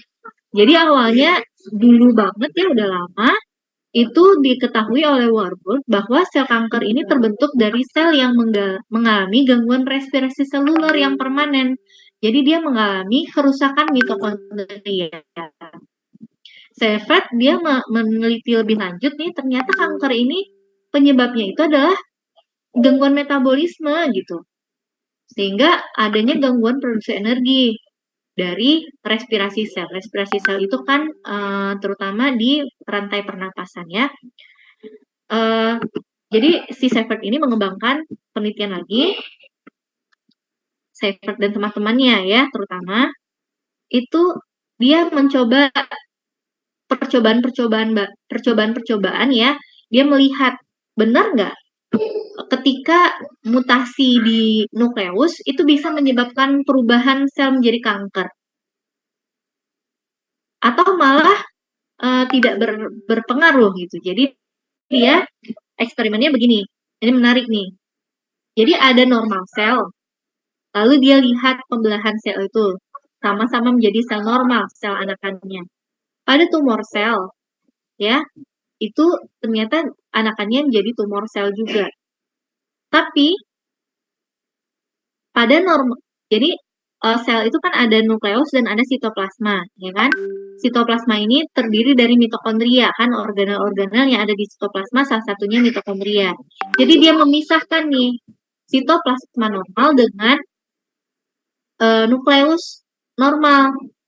Ya, dipisahin juga nih dari sel kanker ini, diambil nukleusnya saja, diambil sitoplasmanya saja. Kemudian dia coba dimasukkan nukleus yang kanker dimasukkan ke sitoplasma yang normal, ya, kepada sitoplasma sel normal, itu hasilnya selnya normal fenotipnya.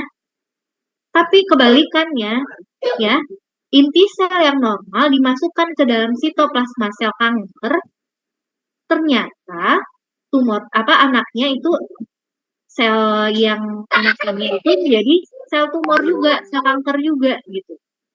Nah, ini dari sini dia simpulkan ada sesuatu nih yang membuat kenapa ini udah ada nukleus dengan mutasi yang banyak nih pada sel kanker dipindahkan kepada sitoplasma normal, tapi fenotip anakannya itu jadi normal gitu.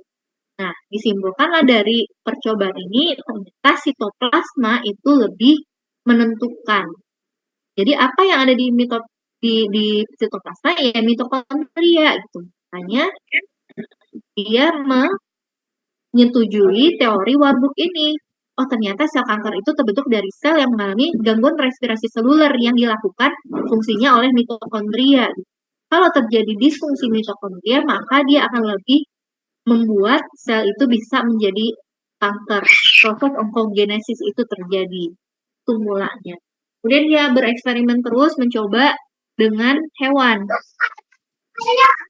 Ya, ada namanya istilahnya rosel. Rosel ini sel yang mengalami kerusakan mitokondria, DNA mitokondria. Lalu dia memasukkan sel ro ini ke dalam apa namanya?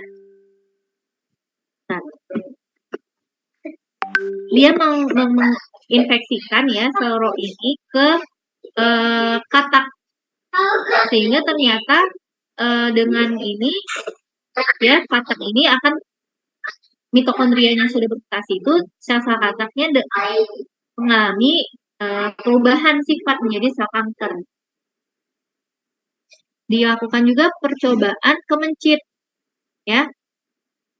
Di mencit ini, mencit yang sudah ada tumor ya, itu diganti sitoplasma sel mencit yang normal diganti ke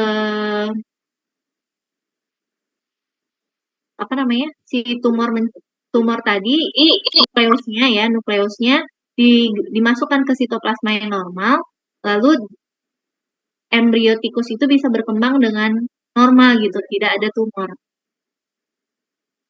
Sel telur ya yang diambil adalah sel telur tikus yang mengalami kanker, kemudian berarti itu kan berisi nukleus yang udah bermutasi kan, dan nukleusnya itu dimasukin ke sitoplasma ovum tikus yang normal gitu ya, ternyata anaknya tidak terbentuk kanker yang sama.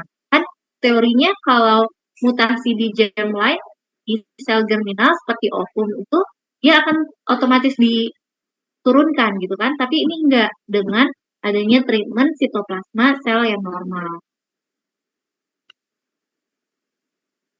Nah, lalu apa ya singkat cerita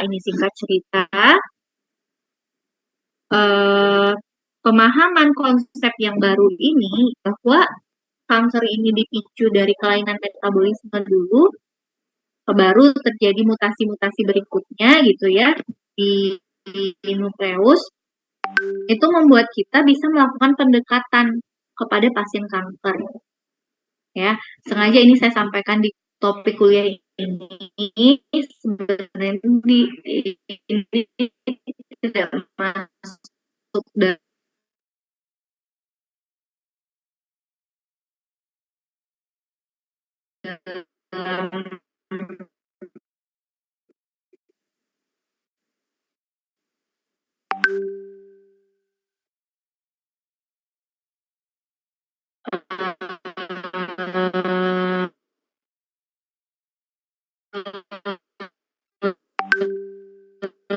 mutasi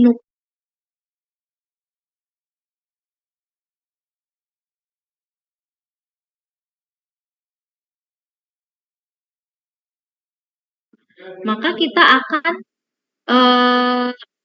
mentok gitu ya. Kan udah mutasi genetik. Terus apa? Terus apa yang bisa kita intervensi? Nggak banyak. Kalian pikir untuk membuat obat mikroRNA gitu ya, yang spesifik nanti untuk menghambat ekspresi gen itu bisa mudah dikerjakan?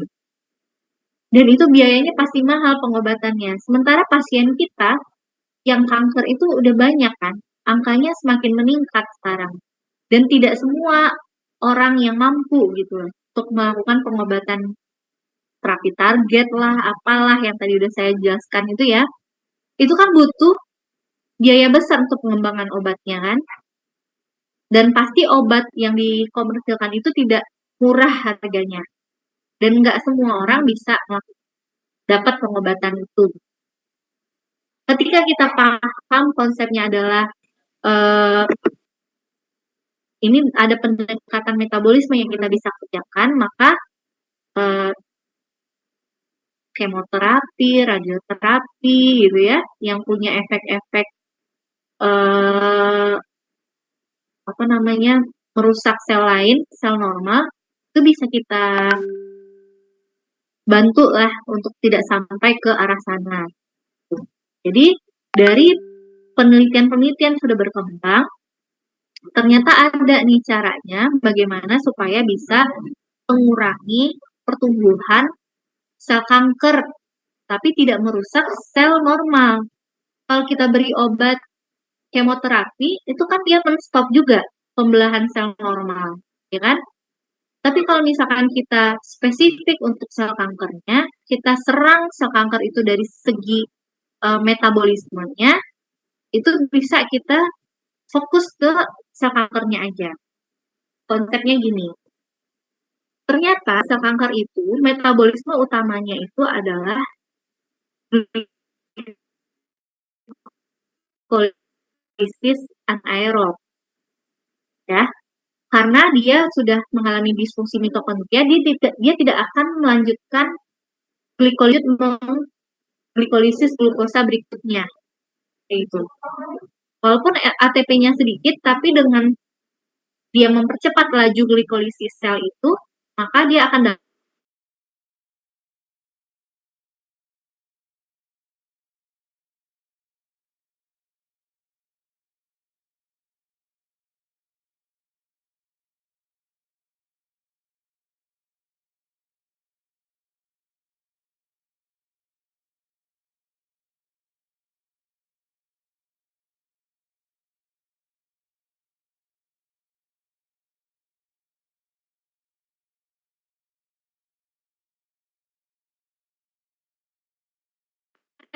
dapat total-totalnya gitu, karena di laju.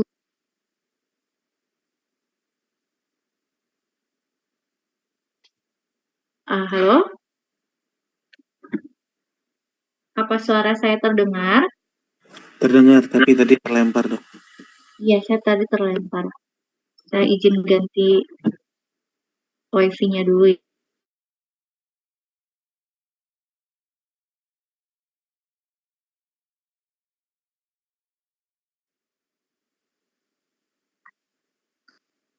Oke.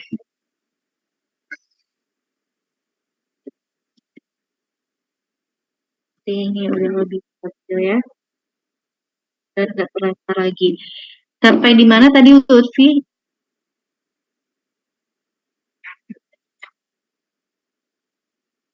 Tadi terdengarnya sampai mana? Vero.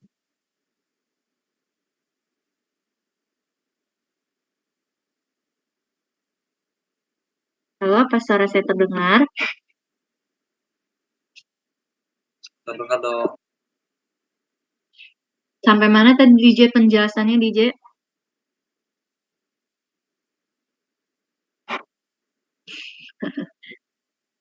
Tadi saya udah singgung ke ini, kalian dengar nggak? Tadi saya udah sampai ke jadi dengan pendekatan metabolisme ini kita bisa cari alternatif lain untuk pengobatannya dari sisi menghambat metabolisme sel tumornya aja gitu, spesifik untuk sel kankernya aja, tapi sel normalnya nggak terganggu. Udah sampai situ belum tadi? Udah dong. Oh, udah ya. Nah, saya lanjutin ya. Jadi riset-risetnya ini berkembang melihat bagaimana nih fenotip khas metabolisme dari sel kanker. ternyata sel kanker itu bahan bakar utamanya ya, itu adalah glukosa dan glutamin. Jadi dengan cara kita menrestriksi glukosa dan glutamin, itu bisa kita hambat pertumbuhannya. Kalau misalkan dia nggak punya energi ya, ibaratnya bahan bakar kan menghasilkan energi. Kalau bahan bakarnya kita batasi gitu, berarti kan energi yang dia peroleh juga sedikit. Kalau sel itu sudah sedikit memperoleh energi, maka dia tidak bisa berproliferasi lebih lanjut. Nah, selama ini yang dilakukan oleh sel kanker itu kan adalah bagaimana suplai nutrisi banyak ke dia, suplai darah, suplai oksigen gitu banyak ke dia, kan? Terus metabolismenya dia percepat. Nih, yang merah-merah ini adalah jalur metabolisme yang dia percepat, glikolisis, HMP shunt, perubahan piruvat menjadi alanin. Nanti alanin ini yang jadi glutamin, nih pembentukan glutamin, ya, glutamat, fatty acid, hal-hal ini yang dia bikin regulasi ulang gitu supaya dia bisa bertahan dan bisa tetap berproliferasi. Tapi kalau jalur-jalur merah ini kita hambat, itu bisa kita batasi proliferasinya itu tanpa merusak sel-sel normal. Kalian bayangkan kalau misalkan obat kemoterapi itu rata-rata adalah obat yang menghentikan siklus sel, pembelahan sel ya. Dia tidak bisa spesifik untuk hanya sel kanker saja kalau tidak dilakukan terapi target. Kalau terapi target kan terlalu mahal ya.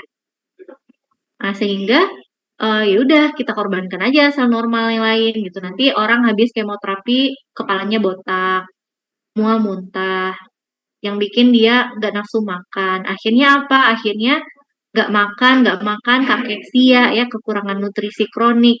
Akhirnya apa? Itu yang membuat kondisinya mental dan fisiknya itu makin drop. Akhirnya apa? Meninggal. Kayak gitu. Nah, tapi kalau misalkan kita memandang si kanker ini sebagai penyakit metabolik, artinya kita, oh ya udah kalau penyakit metabolik kan kita bisa mengintervensi jalur metabolismenya.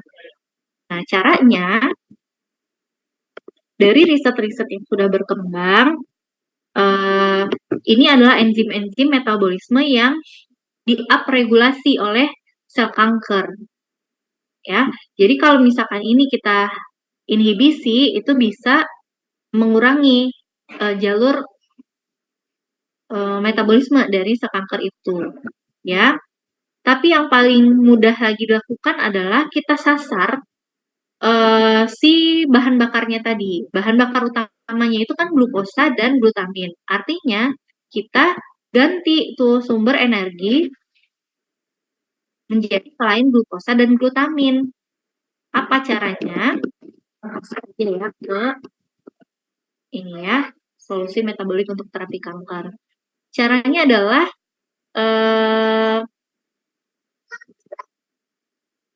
restriksi kalori.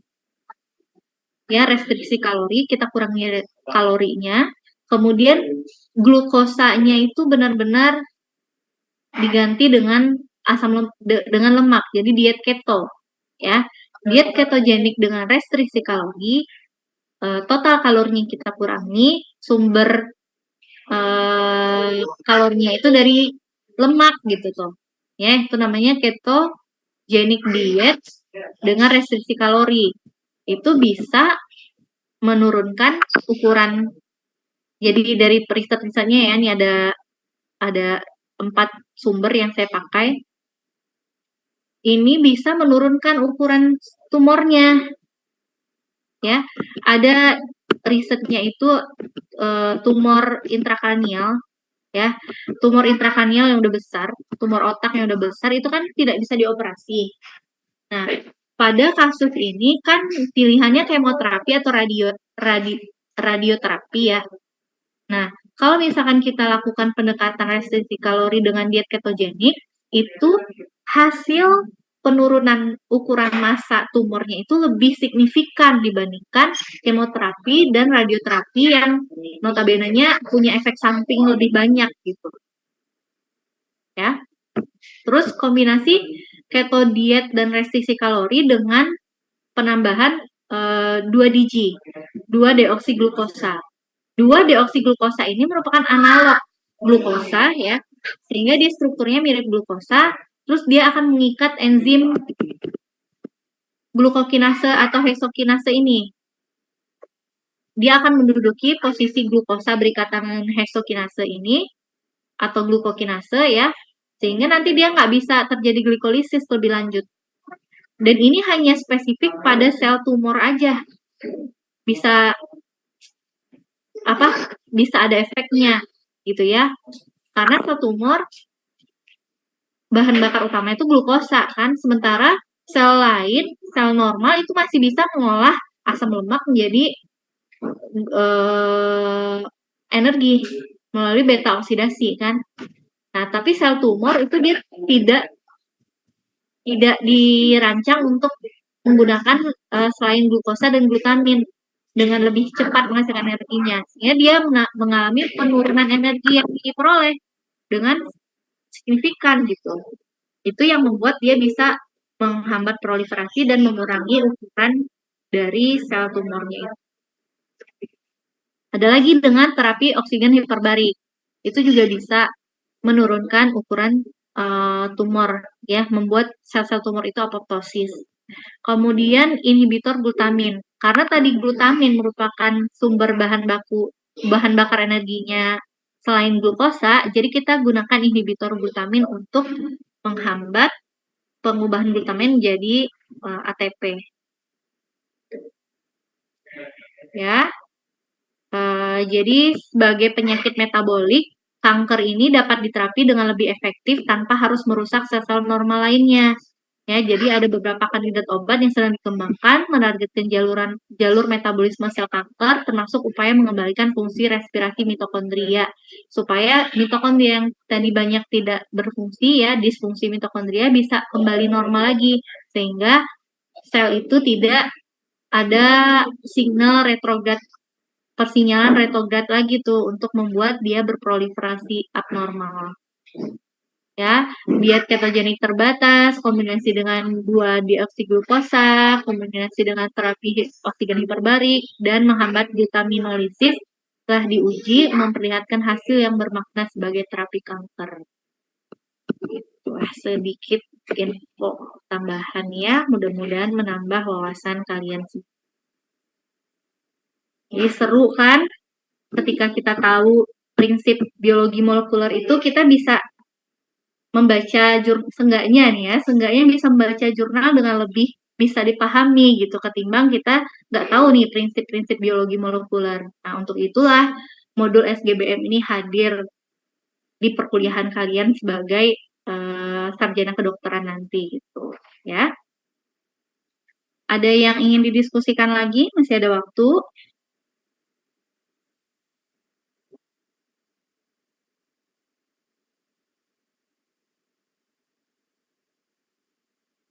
Jika tidak, mungkin bisa kita akhiri perkuliahannya. Ya, mudah-mudahan bisa dipahami oleh semuanya ya. Kemudian jadi trigger lah, pemicu untuk kalian lebih kritis lagi berpikir nanti sebagai dokter bahwa kita masih punya potensi untuk mengembangkan pengobatan-pengobatan lain gitu yang tidak membuat efek samping lebih banyak gitu ya untuk pasien-pasien penyakit degeneratif seperti kanker ini juga termasuk. Ya, dari saya cukup sekian. Terima kasih banyak atas perhatiannya ya. Mohon maaf tadi banyak kendala yang suara bising lah, sinyal terputus lah gitu ya, atas kekurangan. Ya, saya akhiri dengan Assalamualaikum warahmatullahi wabarakatuh. Waalaikumsalam. Terima kasih banyak, Dok. Terima kasih banyak, Dok. Terima kasih banyak, Dok.